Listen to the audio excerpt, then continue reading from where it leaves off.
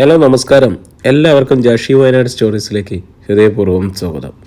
നമ്മൾ കേട്ടുകൊണ്ടിരിക്കുന്നത് അനുജത്തി നിനക്കായ എന്ന വൈഗ പീസ് നോവലിൻ്റെ തുടർച്ചയാണ്. അധ്യായം 22 എല്ലാവർക്കും ഒരിക്കൽ കൂടി സ്വാഗതം. കേൾക്കൂ കേട്ടുകൊണ്ടേയിരിക്കൂ. ഞാനും നിങ്ങളും നമ്മുടെ കഥകളും. നോവലിലേക്ക് പോയാലോ? എൻ്റെ മോൻ മാഡത്തിനെ ഉപദ്രവിച്ചോ? അയാൾക്ക് ഭീതിയായി. നിങ്ങളുടെ മോൻ എന്നെ ഉപദ്രവിച്ചില്ല. അവരെ ഇവിടെ ആരും പിടിച്ചു വെച്ചതുമില്ല. വേഗം കൊണ്ടുപോകാൻ നോക്ക്. എന്നതാ മേഡം ഉണ്ടായേ? അത് മോനോട് ചോദിക്ക്.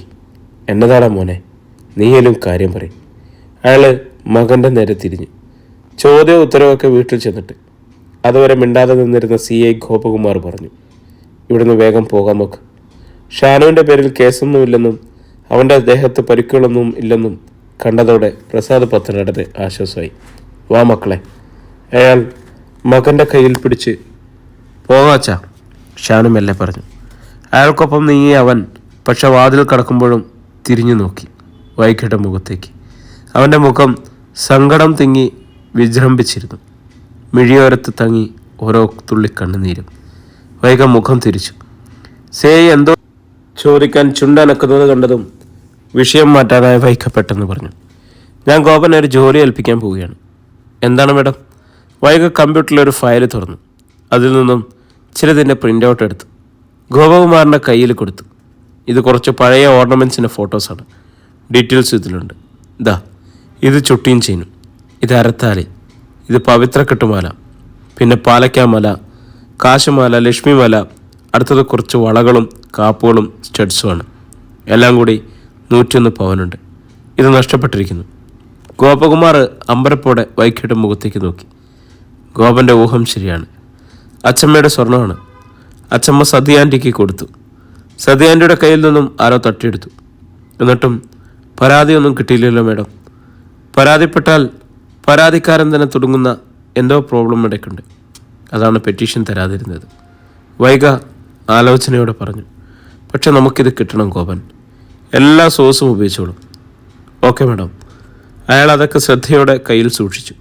എന്നിട്ട് പറഞ്ഞു, മാഡം ഇനി ഇവിടെ ഇരിക്കണ്ട, ഹോസ്പിറ്റലിലേക്ക് മടങ്ങണം. ശരി ഗോപൻ, ഞാൻ മടങ്ങിയാണ്. വരൂ, അങ്ങോട്ട് മാഡം ഡ്രൈവ് ചെയ്യണ്ട, ഞാൻ കൊണ്ടുപോയേക്കാം. ആയിക്കോട്ടെ. വൈകി ചിരിച്ചു. ഇപ്പോൾ തീരെ വയ്യാന്ന് തോന്നുന്നു. ഇങ്ങോട്ട് പോരുമ്പോൾ മാഡം പോലീസായിരുന്നു, ഇപ്പോൾ പേഷ്യൻ്റായി. അതാണ്. തമാശ പോലെ ഗോപകുമാർ പറഞ്ഞു. വൈകി ക്ഷീണത്തോടെ തലയാട്ടി. ഗോപകുമാറാണ് വൈകിയുടെ കാർ മെഡിക്കൽ കോളേജിലേക്ക് ഓടിച്ചത്. പേവാർഡിലെ റൂമിൽ കൊണ്ടുവന്നാക്കുമ്പോൾ കാർത്തികിനൊപ്പം ഉത്കണ്ഠയോടെ ദേവികയും ഈശ്വരിയും ഉണ്ടായിരുന്നു. സാറ് വിളിച്ചു പറഞ്ഞതുകൊണ്ട് മാഡം അടുത്തെത്തിയപ്പോൾ മുതൽ ഒപ്പം ഞാനുണ്ടായിരുന്നു. മാഡത്തിനൊരല്പം ക്ഷീണമുണ്ട്, മറ്റു പ്രോബ്ലംസ് ഒന്നുമില്ല. CI നേരത്തെ ചിരിയോടെ കാർത്തികിനോട് പറഞ്ഞു. Thank you sir. Karthik shake hand നൽകി. CI യാത്ര പറഞ്ഞു. വരട്ടെ മാഡം. വൈക തലയാട്ടി. നീ ഇതെന്ത് സാഹസമാണ് മോളെ കാട്ടിയത്?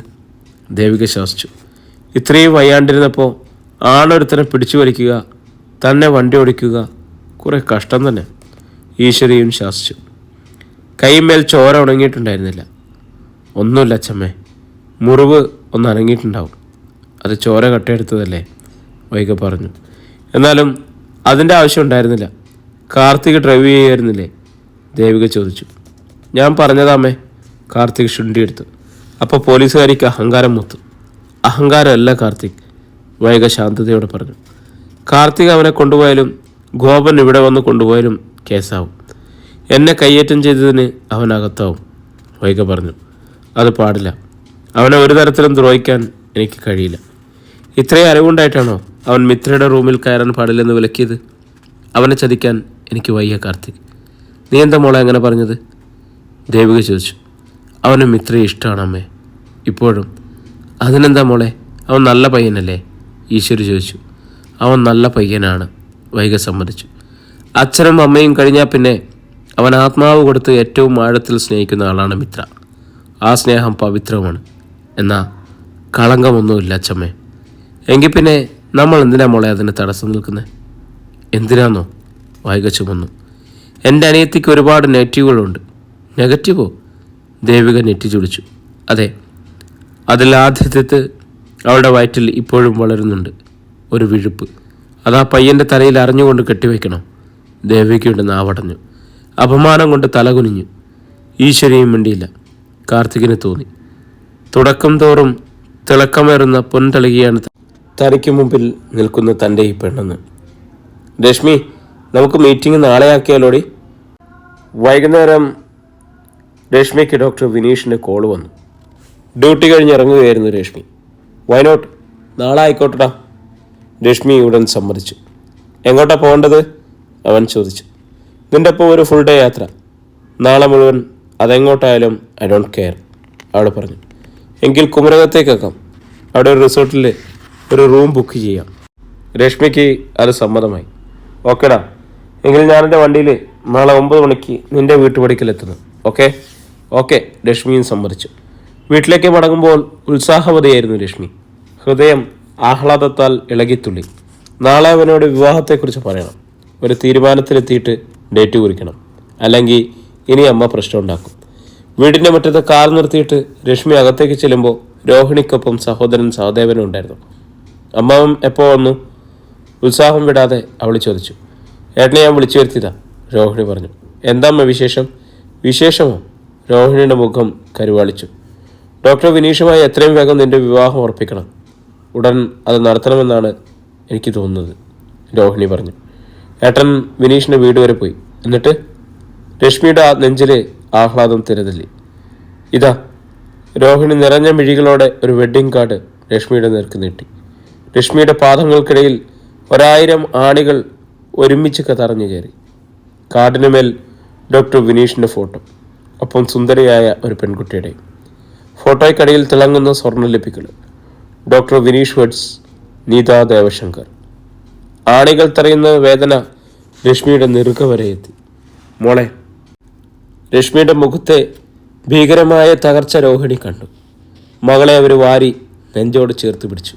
തലോടി. കരയിലെ മോളെ, അമ്മയുടെ പൊന്നുമോൾ ഇങ്ങനെ വിഷമിക്കലേ. അമ്മയുടെ കൈക്കുള്ളിൽ വിറയാർന്ന അവരുടെ നെഞ്ചോടൊട്ടി രശ്മി ഏറെ നേരം നിന്നു. മകളുടെ ഇരു കവിളത്തും കൈത്തലം ചേർത്ത് തഴുകിക്കൊണ്ട് രോഹിണി വീണ്ടും സാന്ത്വനിപ്പിച്ചു. അമ്മയുടെ മോള് രക്ഷപ്പെട്ടെന്ന് കരുതിയാൽ മതി. രശ്മി അപ്പം വേണ്ടിയില്ല. മോളെ, സഹദേവൻ മരുമകളുടെ അടുത്തേക്ക് വന്നു. എൻ്റെ ഒരു സുഹൃത്താ മോളെ അവൻ്റെ കല്യാണത്തിൻ്റെ ഇടനിലക്കാരൻ. അതുകൊണ്ടാണ് ഞാൻ കൃത്യമായിട്ട് വിവരങ്ങൾ അറിഞ്ഞത്, സഹദേവൻ പറഞ്ഞു. അതോടെ ഞാൻ കൂടുതൽ അറിയാൻ വിനീഷിനെക്കുറിച്ച് രഹസ്യമായിട്ടൊരു അന്വേഷിച്ചു. ഡോക്ടറാണെന്നേ ഉള്ളൂ മോളെ, അവൻ മഹാചീത്തയാണ് പെൺവിഷയത്തിൽ. രശ്മി അമ്മയുടെ തോളിൽ നിന്നും മുഖമുയർത്തി സഹദേവൻ്റെ നേരെ തിരിഞ്ഞു. സങ്കടത്തോടെ സഹതാപത്തോടെ സഹദേവൻ തുടർന്നു. പെൺകുട്ടികളോട് പ്രണയം നടിപ്പിച്ച് അവരെ ഏതെങ്കിലും റിസോർട്ടുകളിലോ ഹൗസ് ബോട്ടുകളിലോ കൊണ്ടുപോവുക, ഇതാണ് അവൻ്റെ സ്ഥിരം പരിപാടി. എൻ്റെ ഈശ്വര, രോഹിണി നെഞ്ചിൽ കൈവച്ചു. പഠിച്ചിരിക്കുന്ന കാലത്ത് കൂടെ പഠിക്കുന്ന പെൺകുട്ടികളോടായിരുന്നു അടുപ്പം. ജോലിയിലായിരുന്നപ്പോൾ ഹോസ്പിറ്റലിൽ ജോലി ചെയ്യുന്ന ഒറ്റ പെൺകുട്ടിയെയും അവൻ വെറുതെ വിട്ടില്ല. രോഹിണി മകളുടെ തോളത്ത് മുറുകെ പിടിച്ചു. കല്ലുപോലെ നിൽക്കുകയായിരുന്നു രശ്മി. എല്ലാം കഴിഞ്ഞിട്ടവൻ വിവാഹം ചെയ്യാൻ തീരുമാനിച്ചതോ കോടിക്കണക്കിന് സ്വത്തുള്ള പ്ലാന്റർ ദേവശങ്കറിൻ്റെ മകളെ. അവൻ അർഹിക്കുന്നതിൻ്റെ 10 ഇരട്ടിയാണ് പൊന്നും പണവും തോട്ടമൊക്കെ ആയിട്ട് സ്ത്രീധനം കിട്ടുന്നത്. മോളെ, രോഹിണി വീണ്ടും മകളെ ചേർത്ത് പിടിച്ചു. എൻ്റെ മോൾ 2 പേരെ ആഗ്രഹിച്ചു. 2ഉം നമുക്ക് വിധിച്ചതല്ലെന്ന് കരുതിയാൽ മതി. രശ്മി മിണ്ടിയില്ല. ഇനി അവൻ വിളിച്ചാൽ എൻ്റെ മോള് കോളെടുക്കണ്ട. അവനെ ഇനി ഈ വീട്ടിലും കയറ്റണ്ട. വിളിച്ചാൽ മോള് പോവുകയും വേണ്ട. പോകണം. രശ്മി ആദ്യമായി വായി തുറന്നു. പോകണോ? എങ്ങോട്ട്? രോഹിണി അമ്പരന്നു. ഒരൗട്ടിങ്ങിന് അവൻ എന്നെ ക്ഷണിച്ചിട്ടുണ്ട്. നാളെ പോകണം. രശ്മി, രോഹിണി അന്താളിച്ചു. നീ എന്താ മോളെ ഈ പറയുന്നത്? സഹദേവനും അമ്പരന്നു. ആദ്യം അവൻ പറഞ്ഞത് ഒരു റിസോർട്ടിൽ റൂം എടുക്കാമെന്നാണ്. അത് വേണ്ടെന്ന് ഞാൻ പറഞ്ഞു. അപ്പോൾ ഹൗസ് ബോട്ടിലാകാമെന്ന് പറഞ്ഞു. ഞാൻ സമ്മതിച്ചു. എന്തിന്? അവർ എന്നോട് ഒരുപാട് സംസാരിക്കാനുണ്ട്. എന്ത് സംസാരിക്കാൻ? സഹദേവൻ്റെ ശബ്ദമായിരുന്നു. അവന് എന്നോടുള്ള ഇഷ്ടം തുറന്നു പറയാനും ഞങ്ങൾ തമ്മിലുള്ള വിവാഹത്തെക്കുറിച്ചൊരു തീരുമാനമെടുക്കാനുമാണെന്ന് ഞാൻ കരുതുന്നത്, ലക്ഷ്മി പറഞ്ഞു. അങ്ങനെയല്ലെന്നിപ്പോൾ മനസ്സിലായില്ലേ? രോഹിണി ചോദിച്ചു. ആയി. ഇനി പോകണ്ടല്ലോ. ഇനിയാണ് അമ്മ പോകേണ്ടത്.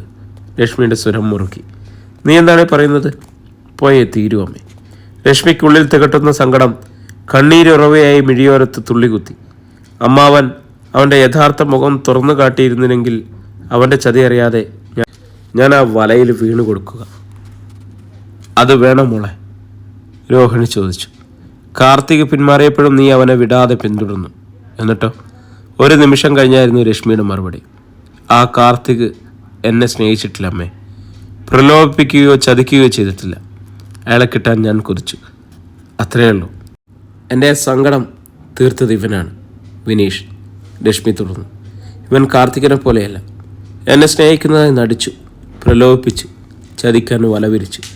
ആ വലയിൽ അറിഞ്ഞുകൊണ്ട് എനിക്കൊന്ന് വീണു കൊടുക്കണം. രശ്മി, സഹദേവൻ ശബ്ദമുയർത്തി വിളിച്ചു. റിസ്ക്കുള്ള കളിയാണിത്. അല്പം റിസ്ക് ഉണ്ടാക്കുന്ന ഒരു ത്രില്ലാണ് അമ്മാവ. എന്നെ തടയരുത്, രശ്മി പറഞ്ഞു. രോഹിണിയുടെ ഭീതി നിറഞ്ഞ മുഖത്തേക്ക് നോക്കി രശ്മി കണ്ണീര് തുടച്ചു മാറ്റിയിട്ട് ചിരിച്ചു. അമ്മ പേടിക്കണ്ട, എൻ്റെ സമ്മതമില്ലാതെ ഒരുത്തരം ഈ വിരൽത്തുമ്പിൽ പോലും തൊടില്ല. പോരെ? രോഹിണി തലയാട്ടി. മനസ്സില്ലാ മനസ്സോടെ അവർക്കറിയാം മകളെ. തൻ്റെ മകൾ പിടിവാശിക്കാരിയാണെന്ന് പറഞ്ഞാൽ നിൽക്കില്ല. പിറ്റേന്ന് വിനീഷിൻ്റെ ഷിഫ്റ്റ് ഡിസൈറിൽ അവനോട് തൊട്ട് മുൻസിറ്റിൽ തന്നെ ഡോക്ടർ രശ്മി ഇരുന്നു. അതിമനോഹരമായ ഇളം റോസ് ഡിസൈനർ സാരിയായിരുന്നു അവളുടെ വേഷം. ഇന്ന് നീ കൂടുതൽ സുന്ദരിയായിരിക്കുന്നു രശ്മി. വിനീഷിൻ്റെ മിഴികൾ ആർത്തിയോടെ അവളുടെ അംഗവടിവുകളിൽ തഴുകി. താങ്ക്സ് ഡാ. പ്രണയാധുരയെപ്പോലെ അവൾ അവനെ കൺകോണാൽ നോക്കി മന്ദഹസിച്ചു. വണ്ടി നീങ്ങിക്കൊണ്ടിരുന്നപ്പോൾ രശ്മി ചോദിച്ചു, പറയടാ, ആ രേണുകയും പ്രതാപനും 215 താമസിച്ച് എന്തിനാണെന്ന് പറയാടി, നിന്റെ ധൃതി വയ്ക്കാതെ. വിനീഷ് ചിരിച്ചു. ഇവൻ പറയില്ല. തന്നെ വീഴിക്കാനുള്ള ഇവൻ്റെ തുറുപ്പ് ഷീട്ടാണ് ആ സീക്രട്ട്. പക്ഷെ ആ സീക്രട്ട് കിട്ടിക്കഴിഞ്ഞാൽ വീഴാൻ പോകുന്നത് ഇവനാണ്. അതിവനറിയില്ല. ഊറിച്ചിരിച്ചുകൊണ്ട് രശ്മി തൻ്റെ മൊബൈലിൽ അവൻ്റെ കുറേ ഫോട്ടോകൾ എടുത്തു. അവൻ്റെ സംസാരം ക്ലിയറായി കിട്ടും വിധം ക്ലോസപ്പിലുള്ള വീഡിയോസും. നീ എന്താ ഫോട്ടോ എടുത്ത് കളിക്കുക? അവൻ കളിയാക്കി. പല്ല് കടിച്ചു പിടിച്ച് അവളും ചിരിച്ചു. വണ്ടി കുമരകത്തെത്തി. കായലിലെ ഒരു റിസോർട്ടിൻ്റെ ഉടമസ്ഥതയിലുള്ള ഹൗസ് ബോട്ടാണ് വിനീഷ് ബുക്ക് ചെയ്തിരുന്നത്. അറേഞ്ച് ചെയ്തിട്ടിരിക്കുന്ന ഓപ്പൺ റെസ്റ്റോറൻറ്റ്. ഇപ്പോൾ വെയിലാണ്. വൈകുന്നേരത്തെ തണലും കായൽപ്പരപ്പിനെ തൊട്ടുവരുന്ന തണുത്ത കാറ്റും കപ്പയും കരിമീനും കഴിക്കാൻ അപ്പോൾ റെസ്റ്റോറൻറ്റുകളിൽ തിരക്കാവും. കായലോരത്ത് കിടക്കുന്ന ഒരു ഹൗസ് ബോട്ടിൻ്റെ അടുത്ത് അവരെത്തി. കയറൂ രശ്മി. വിനീഷ് ഉത്സാഹത്തോടെ അവളുടെ കരം പിടിച്ചു. ബോട്ടിൻ്റെ ഓപ്പൺ സ്പേസിൽ ഡ്രൈവർ അല്ലാതെ മറ്റാരുമില്ല. കിച്ചൺ ഭാഗത്ത് 1-2 ജോലിക്കാരുണ്ട്. ഇതെന്താ വിനീഷ്, ഇതിൽ മറ്റ് യാത്രക്കാരുമില്ലേ? രശ്മി നെറ്റി ചുളിച്ചു. നമ്മൾ സ്വസ്ഥമായി ഇരിക്കാൻ വന്നതാണ്, അതിന് മറ്റുള്ളവരെന്തിനാടി? അവൻ ഗൂഢമായി ചിരിച്ചു. എന്നിട്ട് അവളെ ചേർത്ത് പിടിച്ചുകൊണ്ട് ബോട്ടിനുള്ളിലെ റൂമിലേക്ക് കയറിയ പാടെ അവൻ ഡോറടച്ച് ബോൾട്ടിട്ടു. രശ്മി സ്തംഭിച്ചു നിന്നുപോയി. വിരിച്ചൊരുക്കിയ ഒരു ബെഡ്, ഇരിക്കാൻ വില കൂടിയ കുഷ്യനിട്ട ഡ്രസ്സിംഗ് ടേബിൾ, കസേര, അറ്റാച്ച്ഡ് ബാത്റൂം. രശ്മി പകച്ചു നോക്കി. എന്തിനാ വിനീഷ് വാതിലടച്ച്? അത് തുറക്ക്. നമ്മൾ ഇതിനുള്ളിലിരിക്കുന്നത് മറ്റാരും കാണണ്ട. നമുക്ക് പുറത്തിരുന്ന് സംസാരിക്കാം. രശ്മി, നീ ഇങ്ങനെ കൊച്ചുകുട്ടിയെ പോലെ സംസാരിക്കില്ലേ. നിന്റെ ധൃതിയും ആവേശം എന്തിനാണെന്ന് എനിക്കറിയാം. രശ്മി ചിരിച്ചു. പക്ഷെ അതൊക്കെ വിവാഹം കഴിഞ്ഞിട്ട് മതി. വിവാഹം കഴിഞ്ഞാൽ പിന്നെ എന്താണ് ഈ ഒരു ത്രില്ല്? വിനീഷ് പറഞ്ഞു. കട്ടും കൈയിട്ട് വാരി തിന്നുമ്പോഴാണ് രുചി കൂടുതൽ. എനിക്കങ്ങനെ തോന്നുന്നില്ല. നീ എൻ്റെ മൂഡ് കളയലടി. വിനീഷ് മുഖം വീർപ്പിച്ചു. പിണങ്ങലടോ. അവൾ ബെഡിലേക്കിരുന്നു. അപ്പോൾ പെട്ടെന്ന് ചുമ വന്നതുപോലെ അവൾ വല്ലാതെ ചുമച്ചു. എന്തു പറ്റിയടി? എനിക്കൊരു ചൂട് ചായ വേണം, അവൾ പറഞ്ഞു. ഞാൻ കിച്ചണിൽ പറഞ്ഞിട്ട് വരാം. നീ ഫുഡ് പറഞ്ഞിട്ടുണ്ടോ? മെനു എന്താണെന്ന് പറഞ്ഞില്ല. നിന്നോടുകൂടി ചോദിച്ചിട്ട് പറഞ്ഞിട്ട് വരാം, വിനീഷ് പറഞ്ഞു. നിനക്കെന്താ കഴിക്കാൻ വേണ്ടത്? കൂടെ അതും പറഞ്ഞേക്കാം. രശ്മി ഒന്ന് ആലോചിച്ചു. എനിക്ക് നൂഡിൽസ് മതി. സൈഡ് ഡിഷായിട്ട് കൊഞ്ച് പൊരിച്ചതും കരിമീൻ പൊള്ളിച്ചതും ചില്ലി ചിക്കനും കാഷ്യൂനട്ട് ചേർത്ത് പുലർത്തിയ കല്ലുമ്മക്കായി, അവൾ പറഞ്ഞു. ശരിക്കും എനിക്കും ഇതൊക്കെ മതി. ഞാൻ പറഞ്ഞിട്ട് വരാം. ശരി.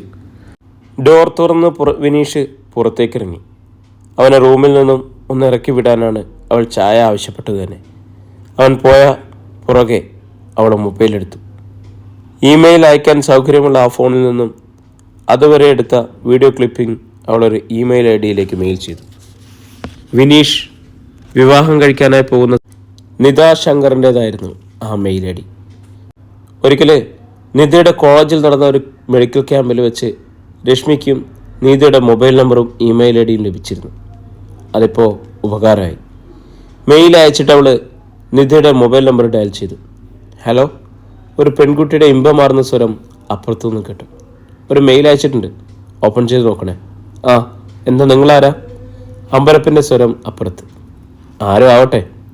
തല വുഡ്ബി ഇപ്പോൾ കുമരകം കായലിലൂടെ പോകുന്ന ഒരു ഹൗസ് ബോട്ടിലുണ്ട്, കൂടെ ഒരു പെണ്ണും.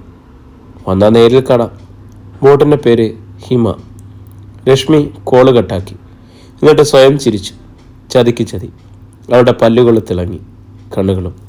വിനീഷ് ബോട്ടിൻ്റെ പിൻവശത്തെ കിച്ചണിൽ നിന്നും വരുമ്പോൾ രശ്മി തുറന്ന ജനാലക്കരികിൽ കായൽപ്പരപ്പിൻ്റെയും അകന്നു പോകുന്ന മറ്റു ഹൗസ് ബോട്ടുകളുടെയും ഫോട്ടോ എടുക്കുമായിരുന്നു. എൻ്റെ ഫോട്ടോ സെഷൻ ഇതുവരെ തീർന്നില്ലേ? വിനീഷ് ചോദിച്ചു. മനോഹരമായ കാഴ്ച പുറത്തും എങ്ങും വെള്ളവും. രശ്മി ചിരിച്ചു. ഓ, പുറത്തെ കാഴ്ച ഇവിടെ ആർക്ക് വേണം? വിനീഷ് അവളുടെ മൊബൈൽ വാങ്ങി സെറ്റിയിലേക്ക് ഇട്ടു. എന്നിട്ട് അവളുടെ കഴുത്തിലൂടെ കൈയിട്ട് ചുറ്റിപ്പിടിച്ചു. ദേഹമാസകലം തേരട്ട എഴയുന്ന അറപ്പ് തോന്നി രശ്മിക്ക്. പക്ഷേ അവൾ എതിർത്തില്ല. അവനോടൊപ്പം ബെഡിലേക്കിരുന്നു. അവൻ്റെ കൈകൾക്ക് കരുത്തും സ്വാതന്ത്ര്യവും ഏറുന്നത് കണ്ടപ്പോൾ അവൾ പറഞ്ഞു, വിനീഷ്, ആദ്യം ആ സീക്രട്ട് പറയും. ഹോസ്പിറ്റലിൽ നീ എന്താണ് കണ്ടത്? ഛേ. വിനീഷ് അസഹ്യതയോടെ കൈകൊടഞ്ഞു. ഇത് തന്നെ ചോദിച്ച് നീ എൻ്റെ മൂഡ് കളയാതിരി. രശ്മി വശ്യമായി ചിരിച്ചു. നീ പറയടാ, എനിക്കത് കേൾക്കണം. അത് കേൾക്കാതെ എനിക്ക് മൂഡ് വരില്ലടാ.